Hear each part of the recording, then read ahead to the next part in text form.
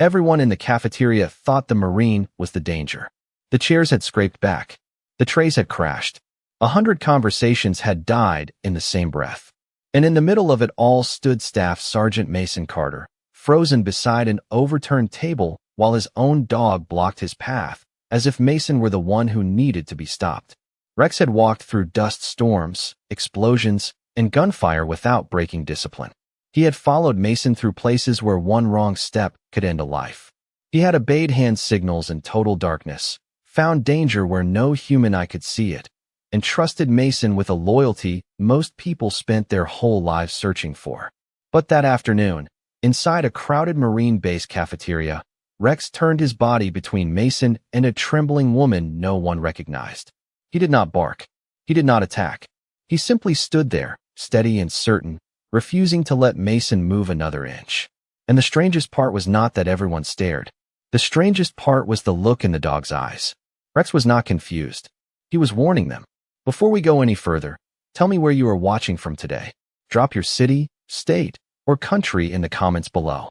And if you believe a loyal dog can sometimes notice what people are too distracted, too proud, or too afraid to see, take a second to subscribe. Stories like this remind us that truth does not always come from the loudest voice in the room. Sometimes it comes from forepaws planted firmly on the floor. The lunch rush had arrived early at Camp Ashford, a sprawling Marine training installation tucked among the low pine hills of eastern North Carolina. It was late spring, warm enough for sunlight to shimmer on the pavement outside, but still cool inside the base cafeteria, where ceiling fans turned lazily above long rows of tables. The place smelled like coffee, grilled chicken, fresh rolls, and floor wax. Trays rattled at the serving line. Marines and camis filled their plates and carried on the kind of loud, easy conversations that only happened when people finally had a few minutes to sit down. Someone laughed near the condiment station. Someone else complained about a training schedule. A young private balanced 2 cartons of chocolate milk on his tray while his buddies teased him from across the room. It felt ordinary. That was what Mason would remember later. There had been no siren, no shouted warning, no sense that the day was about to split open. At 38, Staff Sergeant Mason Carter had the kind of presence that made people lower their voices without knowing why. He was tall, broad through the shoulders, with close-cropped dark hair, tired blue eyes, and a scar along his left jaw that he rarely explained. A German Shepherd tattoo curved along the side of his neck, visible whenever his collar shifted just right. Some Marines looked at Mason and saw a combat veteran. Others saw a strict instructor who expected uniforms to be squared away and excuses to be short. A few, the ones who paid attention, saw something quieter behind his discipline. They saw a man who had come home from too many hard places and had learned to live carefully inside peace. Beside him walked Rex. The retired military working dog moved with calm precision, his sable coat clean and thick, his amber eyes sweeping the cafeteria with old habit. Rex was officially retired now, no longer running patrols or clearing buildings or working checkpoints overseas. But retirement had not dulled him. His body still carried the alert strength of a working dog, and his mind never truly left the job. Marines greeted him as he passed. "Hey, Rex." "Morning, Staff Sergeant." "That dog eats better than we do." Mason gave a faint smile, but kept moving toward the beverage station, balancing a tray in one hand. Rex remained at his left side, not pulling ahead, not lagging behind. Years of training had carved obedience into the dog, but years of service had made him something deeper than obedient. Rex understood patterns. He understood nerves. He understood the difference between a harmless stranger and a person hiding something. Mason had learned to trust that understanding more than most human opinions. Near the center of the cafeteria sat a woman he had never seen before. That alone was not unusual. Contractors, visiting staff, family support coordinators, and civilian employees moved through Camp Ashford all the time. She looked to be in her early 30s, with dark hair pulled into a low ponytail, a gray sweater over a plain white shirt, and jeans that made her stand out slightly among so many uniforms. A visitor badge hung from a lanyard around her neck, turned backward so Mason could not read the name. She sat alone with an untouched tray in front of her. Most people would have missed her. She was not dramatic. She was not suspicious in any obvious way. She was simply quiet, seated near a support pillar, shoulders slightly rounded as if trying to take up less space. Mason almost walked past. Then Rex stopped. Completely. One moment the German Shepherd was moving beside him. The next, every muscle in his body locked into stillness. His ears rose. His head tilted a fraction. His gaze fixed across the room on the woman in the gray sweater. Mason felt the leash go tight in his hand. "Rex," he said softly. The dog did not look at him. Around them, the cafeteria kept moving. Forks scraped plates. A chair dragged over the floor. Someone dropped a napkin. Nothing seemed wrong. Nothing except Rex. The woman lowered her eyes toward her tray. Her right hand moved into the pocket of her sweater. It was a small movement, nearly invisible behind the edge of the table. Rex took one step forward. Mason's hand tightened on the leash. "Easy." The dog ignored him. That was when Mason's instincts sharpened. Rex did not ignore commands. Not in public. Not around civilians. Not without a reason. The woman suddenly stood. Her chair scraped back with a sound that cut through the cafeteria noise. A few Marines glanced over, then returned to their food. She looked toward the exit, then toward the service hallway, then down again at her tray. Her breathing had changed. Mason could see it now. Shorter, uneven, controlled by effort. Rex released a low whine. Only Mason heard it. He stepped forward, intending to ask if she needed help, just as the woman turned too quickly. Her tray tipped. A cup slid. A plate struck the floor. Coffee splashed across the table, and silverware scattered in a sharp metallic clatter. Voices rose. "Whoa, ma'am. You okay?" Mason moved on instinct. He had seen people faint before. He had seen panic disguised as stubborn composure. He stepped toward her, arm extended, trying to keep her from slipping in the spilled coffee. Then Rex exploded into motion. The dog surged ahead, fast enough that several Marines jumped back from their tables. But Rex did not rush toward the woman. He rushed toward Mason. In 3 strides, the retired K-9 planted himself directly between Mason and the civilian woman. His body angled sideways, blocking Mason's path. His ears were forward. His tail was still. His eyes locked on Mason's face. The cafeteria fell into a stunned silence. Mason stared down at him. "Rex." The dog did not move. People later argued about what they had seen. Some claimed the dog was protecting the woman from Mason. Others said he had simply become confused by the commotion. A few whispered that maybe Mason had done something wrong, because why else would a dog turn on his own handler in front of everyone? But Mason knew better than all of them. Rex had not turned on him. Rex had stopped him. And there was a difference. The woman stood frozen behind the overturned tray. Her face had gone pale. Her right hand remained clenched around something small and metallic. She had not dropped it when the tray fell. She had not let it go when coffee spilled over her shoes. She held it as if it mattered more than anything else in the room. Rex's eyes shifted, not to her face, to her hand. Mason followed the dog's gaze, and the first cold thread of realization moved through him. Whatever had just happened, it was not over. The silence lasted only seconds before the cafeteria erupted. Chairs scraped backward. Marines stood. A cafeteria worker hurried over with a towel. Someone called for the duty officer. 2 younger Marines stepped between the tables as if preparing to help, but not sure whom they were supposed to help. Rex remained planted in place. Mason held up one hand. "Everybody stay calm." His voice carried enough authority that the nearest Marines froze. But the questions kept coming. Is she hurt? What happened? Why did the dog do that? The woman finally spoke. "I'm fine." Her voice was too tight, too fast. A captain from the next row approached carefully. "Ma'am, are you sure?" "Yes. I just slipped." But she had not slipped. Mason had watched the whole thing. She had startled, turned, and knocked the tray over while trying to move away. Move away from what? Or from whom? The duty officer arrived within minutes, a square-jawed lieutenant with a clipboard, a calm face, and the exhausted patience of a man used to base incidents that always sounded stranger than they were. Statements were gathered. The spilled food was cleaned. The woman kept insisting she was not injured and wanted to leave. Rex would not stop watching her hand. That bothered Mason more than the public embarrassment, more than the whispers, more than the fact that his dog had blocked him in front of half the cafeteria. He had seen Rex react to weapons, explosives, blood, fear, a medical emergency before anyone realized a Marine was going into shock. This was different. The woman was escorted to a quiet administrative office near the cafeteria while the duty officer filled out a routine report. Mason waited in the hallway with Rex. The dog paced for the first time all day, nails clicking softly against the tile. Back and forth. Back and forth. Talk to me, partner, Mason muttered. What are you seeing?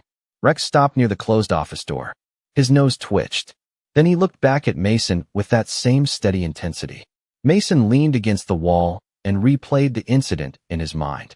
The woman sitting alone, her hand in her pocket, the tray falling, Rex blocking him, the small metallic object in her fist, and one more detail that would not leave him alone. Just before everything happened, the woman had looked over her shoulder toward the exit. Not casually, not like someone checking the time, like someone deciding whether she could still run. The office door opened. The woman stepped out carrying a paper cup of water. She had regained some composure, but her eyes immediately found Rex. For the briefest moment, something passed across her face. Not fear, recognition. It vanished almost instantly. But Mason saw it. Rex saw it too. The dog's ears rose. Am I free to go? She asked the lieutenant. For now, he said. We may have follow-up questions. She nodded quickly and turned toward the exit. Halfway down the hallway, something slipped from her sweater pocket.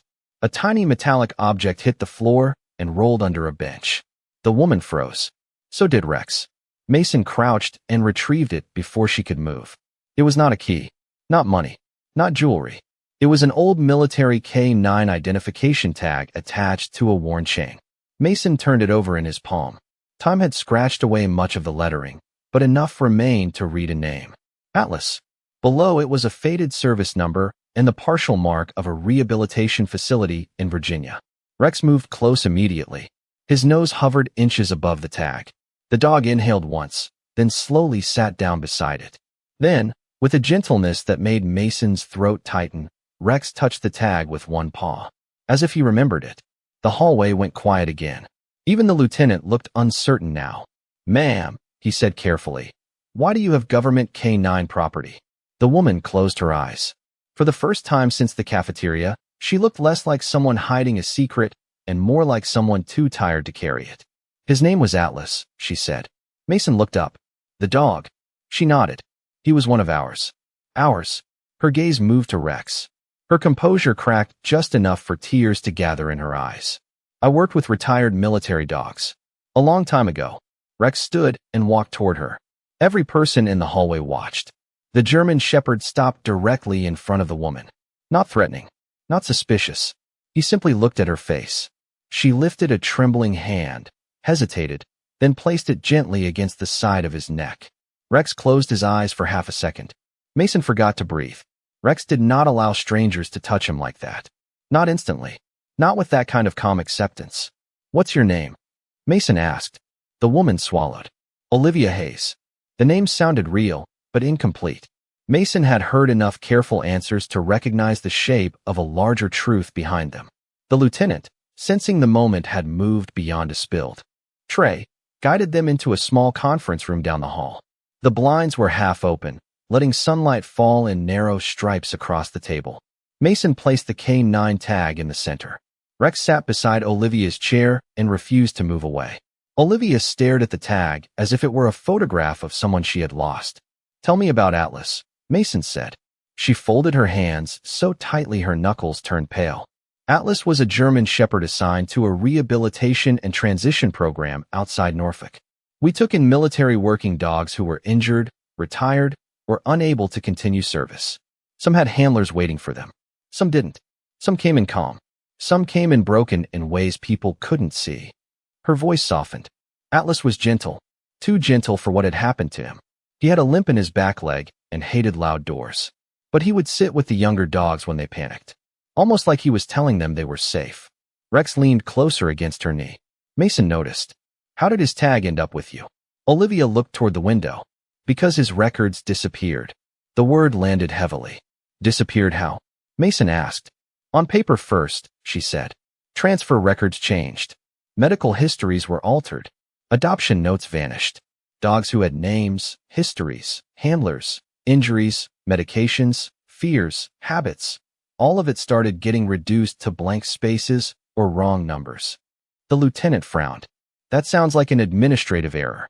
Olivia gave a sad little laugh. That's what they called it at first. Errors. Misfiled forms. Old databases. Contractors changing systems. Every excuse sounded reasonable by itself. But the pattern wasn't reasonable. Mason looked down at Rex. The dog was listening with total focus. What pattern? He asked. Retired dogs were becoming inconvenient, Olivia said. Care costs money. Rehabilitation takes time. Adoption requires follow-up. Medical treatment creates paperwork. And if enough paperwork disappears, responsibility disappears with it. The room went still. Mason had spent his life in uniform. He understood bureaucracy. He understood budgets. But there was something ugly about hearing a living creature described as an inconvenience. Olivia reached into her sweater pocket and slowly withdrew the object she had been hiding in the cafeteria. A small silver challenge coin dangled from a chain. One side showed a blue paw print. The other carried the name of the Norfolk Rehabilitation Center. Rex immediately stood. His nose touched the edge of the coin. Olivia's face crumpled. I know, she whispered to him. I know. Mason stared at the coin. Why were you hiding that? Because I wasn't supposed to come back onto any military installation, she said. The lieutenant straightened. Are you barred from base? No, not legally. She looked at Mason. But after what happened, people made it clear I should disappear quietly. Mason leaned forward. What happened? Olivia took a long breath. The center closed 5 years ago after an internal review. Officially, it was funding changes and consolidation. Unofficially, too many questions had been asked. Files disappeared. Dogs were transferred without proper documentation. Some handlers were never notified. Some adoption families never got medical histories. And a few of the dogs. Her voice broke. She pressed her fingers to her lips, fighting for control. Rex rested his head on her knee. She continued more softly. A few vanished from the system completely. Mason felt his stomach tighten. Atlas. Olivia nodded. Atlas was one of them. I kept his tag because it was the only proof I had that he had ever been there. The lieutenant exchanged a glance with Mason. Under normal circumstances, they would have ended the conversation there and handed the matter to legal or military police. But nothing about the day felt normal anymore. Rex had not reacted to a threat in the cafeteria. He had reacted to a connection. And Mason was beginning to understand that the connection ran through years of hidden damage. Why come to Camp Ashford? Mason asked. Olivia wiped her face with the back of her hand. Because I believe one final copy of the original record survived. Here. Maybe. Why here? She opened her mouth, then stopped. Her eyes shifted toward the wall behind Mason. He turned. A framed photograph hung. Near the door. Mason had passed it a dozen times and never really studied it. It showed a ceremony from years earlier, Marines standing in formation beside several military working dogs. A brass plaque beneath it listed the date. 7 years ago. Olivia slowly rose from her chair. Her face had gone pale. Rex stood with her. What is it? Mason asked. She pointed to the back row of the photograph. Him. Mason stepped closer. The man in the picture looked ordinary enough. Mid-40s then, short hair, clean uniform, a calm smile. Nothing about him would have drawn Mason's attention. His name was Daniel Mercer, Olivia said. Mason looked back sharply. The last name hit him harder than he expected. Mercer. No relation to you that I know of, she said quickly. He managed logistics at the rehabilitation center. At least that was his official title. Mason studied the photograph again. And unofficially, Olivia's voice lowered. He was one of the people who knew where every record went. The room seemed colder. She sat down again, her eyes still fixed on the photograph. When I started at Norfolk, I was naive. I thought good intentions were enough. I thought if people wore uniforms or worked beside them, they cared about the dogs the way handlers did. Most did. Some didn't. Her fingers tightened around the challenge coin. At first I noticed small things. A medical form missing from one folder. A transfer sheet printed with the wrong date. A dog listed as adopted, but no adoption family attached. When I asked, people smiled and told me not to worry. They said old files were messy. But you kept asking, Mason said. Yes. And Daniel Mercer noticed. She nodded. One night a storm knocked out power across half the facility. I stayed late because Atlas was anxious during thunder. Most staff had gone home. Emergency lights were on. The hallways smelled like rain and wet concrete. I heard someone in the records room. Rex's ears rose. Olivia noticed and gave him a fragile smile. You remember storms too, don't you? Mason looked down. Rex hates thunder. Always has. He did then, she whispered. The words hung there. Mason stared at her. You knew Rex before? Today. Olivia closed her eyes. When she opened them, they were wet again. Yes. Rex stepped closer until his shoulder pressed against her leg. He came through the Norfolk Center as a young dog after a training accident, she said. He was supposed to be evaluated, treated, and returned to duty if cleared. He had a bruised shoulder, some hearing sensitivity, and terrible confidence around loud indoor spaces. Mason could barely absorb it.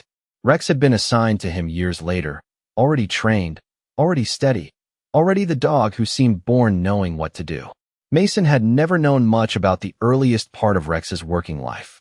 Records were thin. Transfers were common. Nobody had treated it as unusual. Olivia looked down at the German Shepherd. You used to steal tennis balls from the supply closet. Rex's tail moved once. Mason felt something twist in his chest. And you would sit with Atlas during storms, she said. He calmed you down. You calmed him down. It was the sweetest thing. Two wounded dogs pretending they were taking care of each other. Rex made a soft sound in his throat. Not a bark. Not a whine. Something close to memory. The lieutenant cleared his throat, visibly uncomfortable in the presence of something he could not reduce to a report. I'll step out and make a call. Staff Sergeant, keep me informed.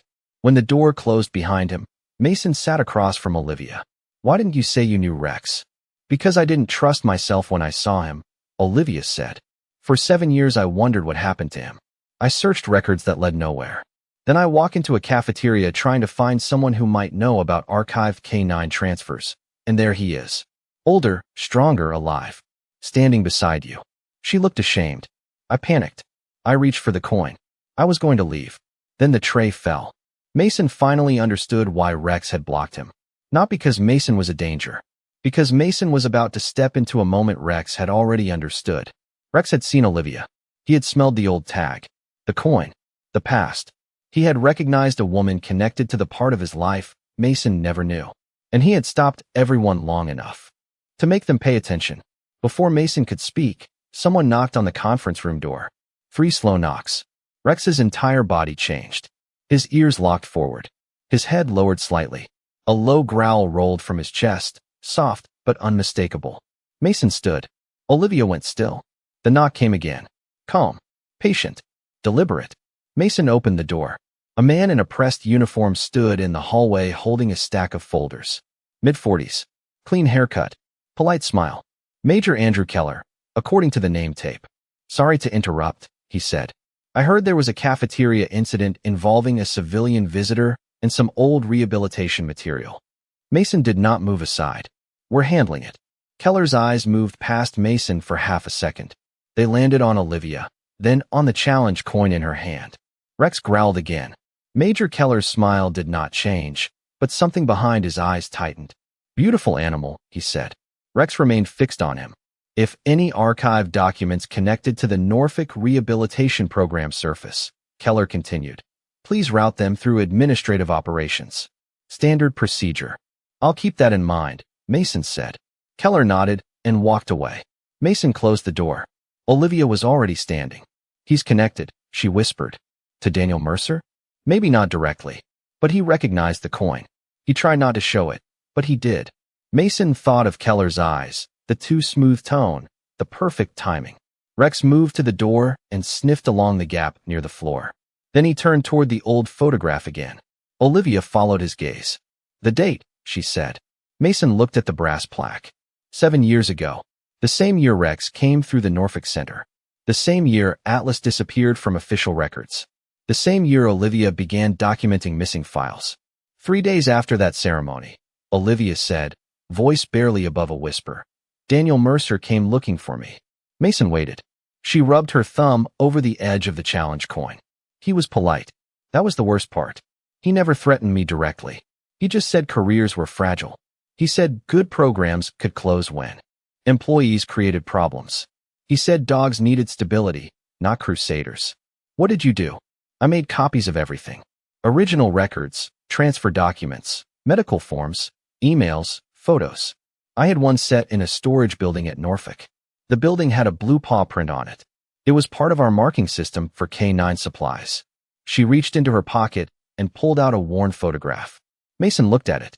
A younger Olivia stood outside a rehabilitation facility beside several staff members and dogs. In the center of the photograph, younger and thinner but unmistakable, sat Rex. His ears looked too big for his head. His eyes were cautious. Behind the group stood a storage building marked with a blue paw print. Olivia pointed to the building. That's where I hid the final copy. Rex stepped forward and placed one paw on the edge of the photo. His nose hovered over the building. Olivia inhaled sharply. He was there, she said. Rex was there the night I hid it. Mason stared at the dog. The one witness who might remember the location of the last surviving archive was not a person. It was Rex. For a few seconds, nobody moved. Then Rex turned toward the door. He did not bark. He did not pull. He simply walked to the hallway and looked back. Mason knew that look. Follow me. They moved through the administration wing with Rex leading the way. The base around them continued its normal rhythm. Marines passed carrying paperwork. A corporal pushed a cart stacked with equipment. Somewhere outside, a truck backed up with a dull warning beep. But Rex ignored every distraction. He led them down one hallway, then another, past newer offices with bright paint and polished signs, into an older section of the building where the air smelled faintly of dust and stored paper. Mason had been stationed at Camp Ashford long enough to know this wing was rarely used. Old logistics rooms, archived training records, storage spaces no one wanted to clean, but no one was allowed to discard. Rex moved with increasing certainty. Olivia walked behind him, one hand pressed against her chest, as if holding herself together. They reached a narrow corridor lined with locked doors. Rex stopped. In front of storage B-14. He sat. Mason stared at the door. You've got to be kidding me. Olivia crouched near the faded sign. At first Mason saw nothing. Then she brushed dust from the lower corner. A tiny blue paw print emerged beneath layers of old paint and scratches. Her eyes filled with tears. Same marking system. Mason found a maintenance supervisor and secured permission to inspect the room. It took 20 minutes to locate the key. During all of it, Rex did not leave the door. When the lock finally clicked open, stale air drifted into the hallway. Inside were shelves packed with cardboard boxes, old equipment cases, file cabinets, rolled maps, broken office chairs, and years of things too official to throw away and too forgotten to matter. Rex walked straight to the back left corner. He stopped before a gray filing cabinet with a rusted handle and sat again. Olivia covered her mouth. Those labels, she whispered. Each drawer bore a tiny blue paw print sticker. Mason opened the cabinet carefully. Rows of weathered folders filled the drawer. Transfer orders, vet records, training evaluations. Most looked ordinary, but wedged behind the folders was a thin metal lockbox no bigger than a lunch pail. Olivia made a sound Mason would never forget. Not a sob exactly. A break in the soul. That's mine. The lockbox was scratched, dusty, and marked with a faded blue paw print sticker. Olivia lifted it with trembling hands.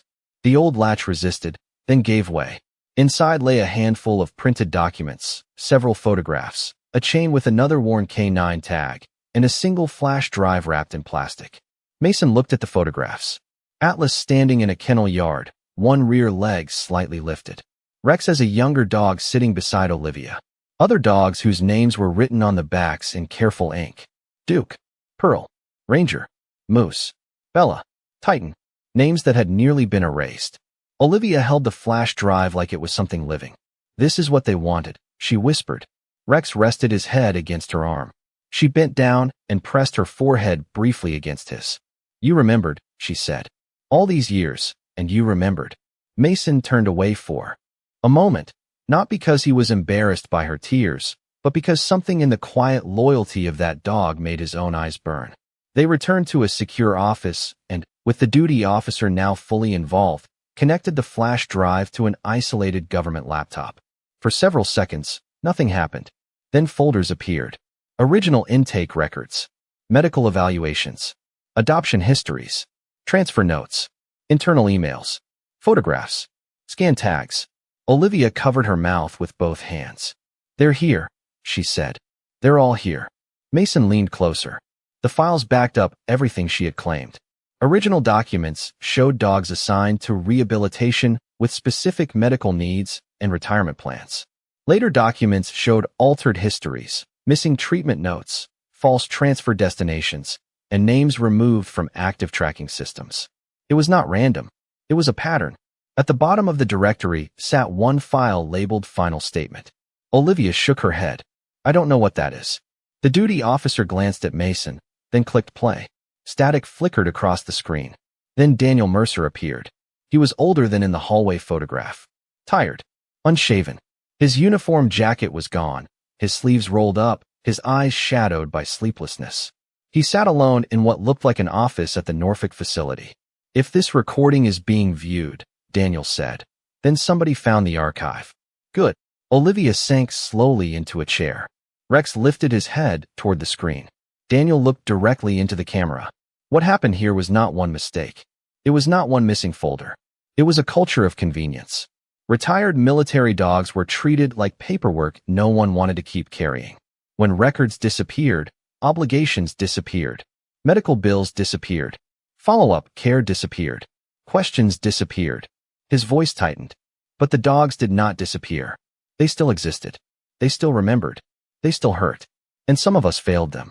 Mason felt the words settle in the room like weight. Daniel continued. Olivia Hayes tried to stop it. She asked the questions the rest of us avoided. She kept copies when she was told to let it go. She protected names that other people were willing to erase. Olivia closed her eyes as tears slipped down her cheeks. Daniel lifted a photograph toward the camera. It showed Olivia kneeling beside young Rex, one hand on his chest as he leaned uncertainly against her leg. This dog, Daniel said, was one of the lucky ones. Rex was transferred properly because she caught an error before it became permanent.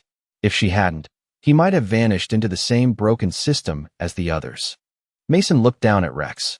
The dog watched the screen quietly, his body still. If Rex is ever with you when this is found, Daniel said, a faint sad smile appearing, listen to him. That dog always noticed the truth before the humans were ready for it. The video continued for several more minutes. Daniel named individuals involved in altering files.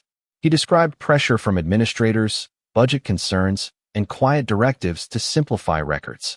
He admitted his own role. He also described how he had copied Olivia's archive after realizing she was right. I do not know whether this will fix what was done, he said near the end. But every dog on these files had a name. Every name deserves to be remembered. The video ended. No one spoke. Outside the office window, late afternoon lights stretched across the base. Marines moved across the courtyard. A flag snapped softly in the breeze. Life continued, but the room had changed. Olivia wiped her face and looked at Rex. You knew, she whispered. Rex rested his chin on her knee. Mason finally understood the cafeteria. Everyone had seen a confrontation. Rex had seen a collision between past and present. Everyone thought the dog had chosen sides. Rex had refused to let either side walk away from the truth. The investigation that followed moved carefully and quietly at first. The duty officer reported the recovered archive through proper channels. The files were secured. Names were verified. People who had once dismissed Olivia's concerns were suddenly forced to answer questions that should have been asked years earlier. Major Keller was reassigned pending review within 48 hours. Others were interviewed. Some had retired. Some denied everything. Some claimed they had only followed procedures. But the documents told a story too detailed to ignore. The important thing, at least to Olivia, was not punishment. It was restoration. Records were corrected. Medical histories were recovered and sent to adoption families. Former handlers were contacted when possible. Dogs once marked as unknown were given back their names. Some had already passed away, but even that mattered. A life did not become worthless because it ended before justice arrived. Atlas was found in the records too. His story was painful but not empty. He had been transferred to a private rescue after his paperwork failed 3 different times. He had lived 5 more years with a retired Navy corpsman in Virginia Beach, spending his days on a porch, sleeping in sunbeams, and limping slowly to the mailbox every morning with a man who adored him. When Olivia learned that, she cried for nearly 10 minutes. Not because the grief disappeared, because uncertainty did. Sometimes not knowing is its own wound. Weeks passed. Camp Ashford returned to routine. Morning formations continued. Recruits trained under the sun. Cafeteria trays rattled. Coffee brewed. New Marines came and went without understanding that, for a while, the base had held a secret inside an old storage room marked by a tiny blue paw print. Olivia stayed longer than she planned. At first, she stayed to help sort the recovered records. Then she stayed because the kennel staff asked if she could consult on retired K9 transitions. Then she stayed because every afternoon, without fail, Rex seemed to know when she was coming. Before she appeared at the kennel gate, the old German shepherd would stand, stretch, and walk to the fence. Mason would shake his head. She's not even here yet. Rex would ignore him. 2 minutes later, Olivia would turn the corner carrying a folder, a coffee, or a bag of treats she pretended were for all the dogs, but somehow always included Rex's favorite. The kennel staff started calling it Rex time. One clear morning in early summer, sunlight spilled across the training field and turned the grass bright green. Young working dogs practiced obedience drills with their handlers nearby, their barks carrying across the air. Mason found Olivia sitting beneath a large oak tree near the kennel complex, a stack of restored files beside her and Rex asleep across her boots. She looked different than she had in the cafeteria. Not younger, not untouched by what had happened, but lighter, as if she had finally set down a burden she had carried for so long she had forgotten what her shoulders felt like without it. "Morning, Staff Sergeant," she said. Mason smiled. "Looks like he claimed you." Rex opened one eye, decided the comment did not require action, and closed it again. Olivia laughed softly. "I think he claimed me years ago. I was just late finding out." Mason sat beside them. For a while they watched the younger dogs work. A handler praised a Malinois for a clean sit. A Labrador bounded too enthusiastically toward a training dummy and made half the field laugh. "I spent years thinking I failed them," Olivia said quietly. Mason looked at her. She kept her eyes on the field. "After the center closed, I thought maybe I should have fought harder, spoken louder, saved more. I replayed every decision, every file I copied, every file I didn't." "You did fight," Mason said. "It didn't feel like enough." He understood that. Most people who cared deeply about others measured themselves by what they could not save. Rex lifted his head and nudged Olivia's hand. She smiled and scratched behind his ears. "I know," she whispered. "I'm trying." Later that afternoon, a small ceremony was held near the kennel complex. Nothing grand. No television cameras. No speeches written by public affairs. Just handlers, veterans, kennel staff, a few families, and a line of names etched onto a new plaque mounted inside the training building. The plaque honored the military working dogs whose records had been recovered and restored. Alice was there. So were Duke, Pearl, Ranger, Moose, Bella, Titan, and dozens of others. Lives that had almost been reduced to missing paperwork were now visible again. Olivia stood beside Mason while people passed the plaque. Some stopped to read every name. Some touched the wall. A few handlers quietly wiped their eyes when they recognized dogs they had once known. Rex sat near the front, calm and attentive, as if he understood ceremony better than most humans. When the crowd thinned, Olivia knelt beside him. In her hand, she held Atlas's restored tag, polished but still scratched, its history visible in every mark. "I think he would have liked this," she said. Rex lowered his nose and touched the tag gently. It lasted only a second, but everyone who saw it grew quiet. Mason looked away toward the flag moving in the warm breeze. He thought about all the years he had believed loyalty meant following the person beside you without question. Rex had taught him something harder and truer. Loyalty was not blind obedience. Loyalty was refusing to abandon what mattered, even when no one understood you. That evening, the sky over Camp Ashford turned gold, then pink, then a deep blue that settled slowly over the pines. Training fields emptied. Vehicles parked. The cafeteria lights glowed in the distance, ordinary again. Mason stood by the kennel fence with Olivia and Rex. For a long time, none of them spoke. Finally, Olivia said, "Do you ever think about that first moment? In the cafeteria?"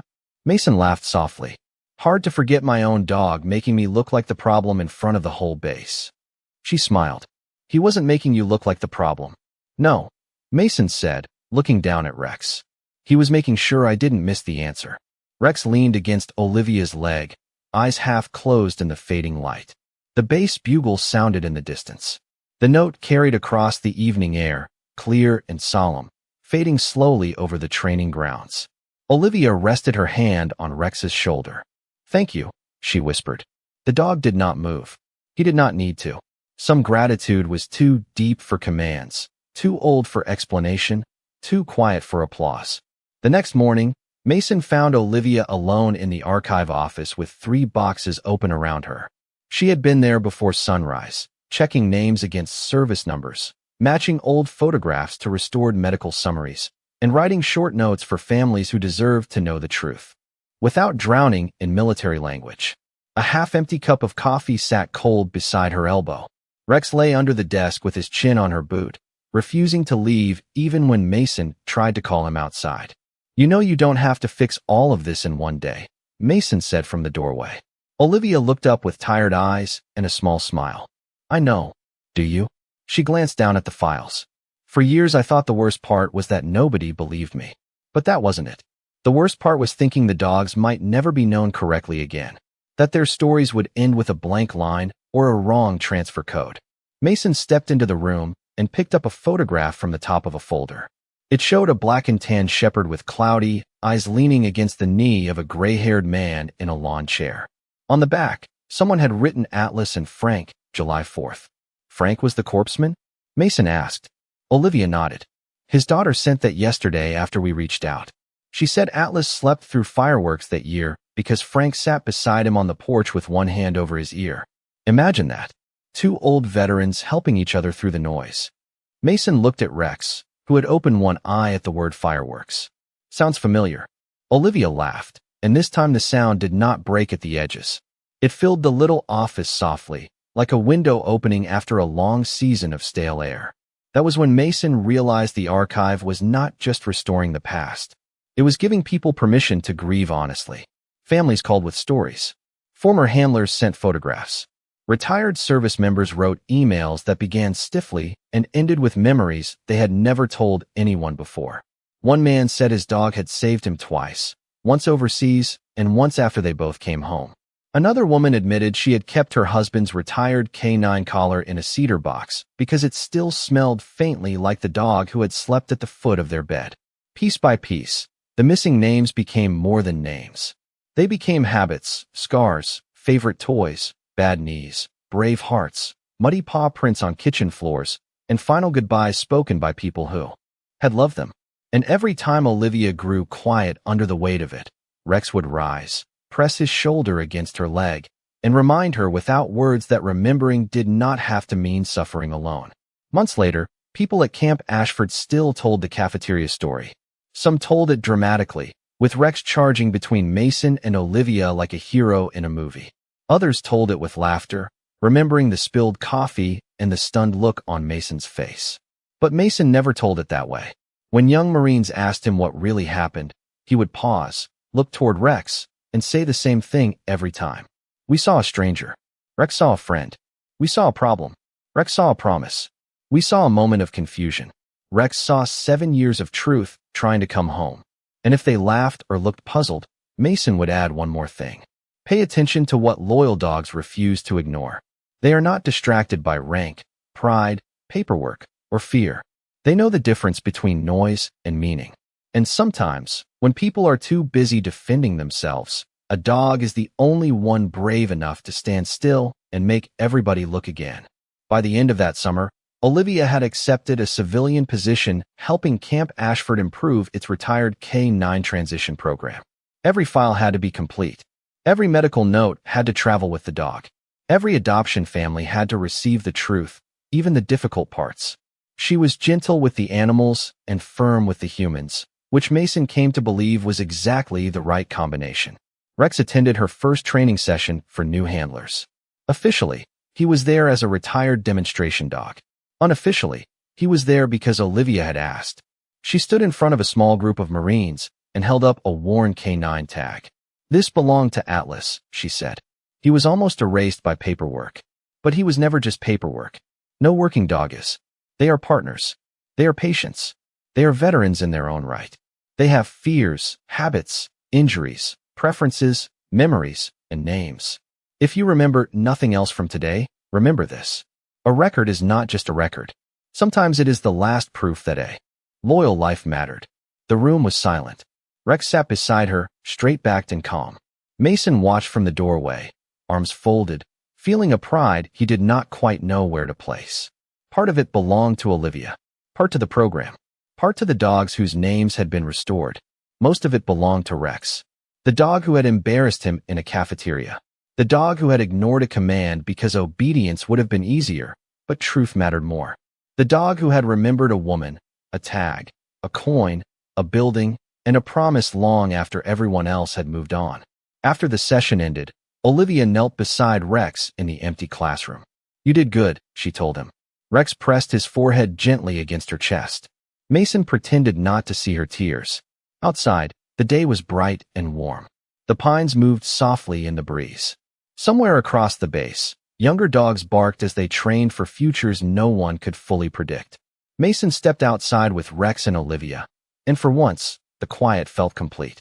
There were still hard things in the world, still lost records, still people who chose convenience over responsibility, still truths that had to be fought for one file, one name, one life at a time. But there was also this: a woman who had stopped running, a Marine who had learned to listen, a dog who had never forgotten, and a wall of names that would remain